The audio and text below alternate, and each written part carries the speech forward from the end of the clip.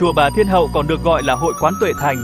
Sài Gòn có một ngôi chùa hơn 250 năm tuổi, linh thiêng bậc nhất cho dân cầu duyên, cầu tài. Bạn đã ghé chưa? Chùa Bà Thiên Hậu nằm ngay trung tâm quận 5, trên đường Nguyễn Trãi, là một trong những ngôi chùa lâu đời nhất của cộng đồng người Hoa ở Sài Gòn. Bước vào chùa, bạn sẽ cảm nhận ngay không gian trầm mặc với mái ngói rêu phong, những bức phù điêu tinh xảo và mùi hương trầm phảng phất. Đặc biệt, chùa có những vòng nhang lớn treo lơ lửng, mỗi vòng nhang là một lời nguyện ước của người ghé thăm. Nhiều người đến đây xin tình duyên, nghe nói linh nghiệm lắm. Giới kinh doanh, buôn bán rất chuộng đến đây để xin lộc làm ăn, dành cho ai muốn tìm chút an yên giữa thành phố xô bồ. Lưu ý khi đi chùa ăn mặc lịch sự, trang nhã. Nếu đốt nhang, nhớ cắm đúng nơi quy định. Chùa thường đông nhất vào ngày rằm, mùng 1 và các dịp lễ lớn ấy. Bạn đã từng ghé chùa Bà Thiên Hậu chưa? Hãy chia sẻ trải nghiệm của bạn nhé. Và ở đây là điểm tham quan chợ khách du lịch phương Tây và rất nhiều người Tây vào đây để du lịch.